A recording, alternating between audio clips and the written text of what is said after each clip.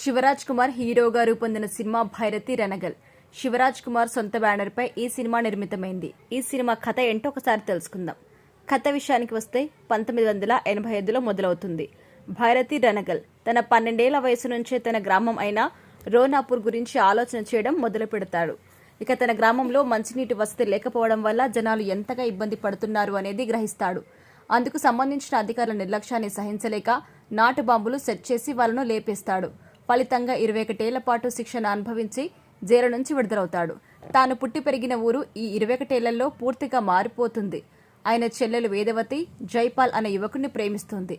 అతన్ని పెళ్లి చేసుకుని ఆమె ఫారిన్ వెళ్లిపోవాలి అనుకుంటుంది. తన అనుమతి కోసమే ఆమె వెయిట్ చేస్తుందని తెలిసి అందుకు భైరతి రణగల్ ఒప్పుకుంటాడు. తాను అడ్వకేట్గా పనిచేస్తూ పేదవాళ్లకు అండగా నిలబడతాడు. ఆయన మంచితనం చూసి డాక్టర్ వైశాలి అంటే రుక్మిణి వసంత్ ఆరాధిస్తూ ఉంటుంది. ఇద్దరి మధ్య పరిచయం ఏర్పడుతుంది. ఈ నేపథ్యంలో తనను నమ్మిన వాళ్ల కోసం పరండే అంటే రాహుల్ బోస్తో భైరతి రణగల్ గొడవ పడతాడు. కార్మికుల్ని బెదిరించడానికి, వాళ్లతో పని చేయించుకోవడానికి భైరతి రణగల్ అడ్డుగా ఉండడాన్ని వాళ్ళు తట్టుకోలేకపోతారు. అప్పుడు పరండే ఏం చేస్తాడు? ఫలితంగా భైరతి రణగల్కి ఎలాంటి సిచ్యువేషన్ ఎదురవుతుంది? భారత రాజకీయాలు ఆయన్ని ఎలా మారుస్తాయి అనే అంశాలతో ఈ కథ నడుస్తుంది. విశ్లేషణ విషయానికొస్తే తన కుటుంబం బాగు కోసం ఆలోచించేవాడిని యజమాని అంటారు. ఊరి బాగు కోసం ఆలోచన చేసేవాడిని నాయకుడు అంటారు. కథానాయకుడిగా చెప్పుకుంటారు. అలాంటి ఒక కథానాయకుడి కథ ఇది. తన ఊరును కాపాడుకోవాలి, తన ప్రజల్ని రక్షించుకోవాలి అనే ఆలోచనతో అందుకోసం ఎంతవరకైనా వెళ్లే ఒక వ్యక్తి కథ ఇది. తన ప్రజల్ని రక్షించుకోవాలి అనే ఆలోచనతో అందుకోసం ఎంతవరకైనా వెళ్లే ఒక వ్యక్తి కథ ఇది.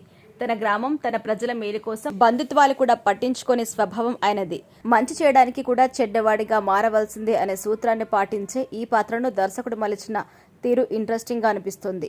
మంచి చేయడం మొదలు పెడితే ఆ క్షణం నుంచి చెడు మనల్ని వెతకడం మొదలు పెడుతుంది అనే పాయింట్ను టచ్ చేస్తూ దర్శకుడు ఈ కథ ముందుకు తీసుకెళ్లాడు. గ్రామాలను కార్పొరేట్ సంస్థలు ఎలా ఆక్రమిస్తాయి, అందుకు స్వార్థ రాజకీయ నాయకులు ఎలా సహకరిస్తారు అనేదే ఈ కథ. ఇక ఆడియన్స్కి ఒక అంచనా వచ్చేలా దర్శకుడైతే చెప్పగలిగాడు. ఇది శివరాజ్ కుమార్ ఇమేజ్కి, బాడీ లాంగ్వేజ్కి తగిన కథ అనే చెప్పాలి. యాక్షన్ను, ఎమోషన్ను కలిపి నడిపిస్తూ వెళ్ళినప్పటికీ కథలో కొత్తదనం లేకపోవడం కాస్త అసంతృప్తి కనిపిస్తుంది. ఇక పనితీరు విషయానికి వస్తే శివరాజ్ కుమార్కి కన్నడలో ఉన్న క్రేజ్ గురించి ప్రత్యేకంగా చెప్పనక్కర్లేదు. తన ఇమేజ్కి తగిన పాత్రనే ఈ సినిమాలో ఆయన చేశారు. ఆయన యాక్టింగ్ స్టైల్ ఈ సినిమాకి ప్రధాన ఆకర్షణ. ఇక రుక్మిణి వసంత్ పాత్రకి అంతగా ప్రాధాన్యత లేకపోయినప్పటికీ సింపుల్గా కనిపిస్తూ ఉంటుంది. రాహుల్ బోస్ విలనిజం కాస్త వీక్గా అనిపిస్తుంది. ఈ పాత్రను పవర్ఫుల్గా డిజైన్ చేసి ఉంటే బాగుండు. నవీన్ కుమార్ ఫోటోగ్రఫీ బాగుంది. యాక్షన్ సీన్స్ను చిత్రీకరించిన విధానానికి ఎక్కువ మార్కులు పడ్డాయి. అలాగే నేపథ్య సంగీతం బాగుంది. శివరాజ్ కుమార్ ఇమేజ్కి తగిన సన్నివేశాలు కూడా ఉన్నాయి. అలాగే శివరాజ్ కుమార్కి కన్నడలో ఉన్న ఇమేజ్ కారణంగా అక్కడి వారి నుంచి మంచి రెస్పాన్స్ రావడం సహజం. లేదు అంటే ఇది ఒక యావరేజ్ సినిమాగానే అనిపిస్తోంది.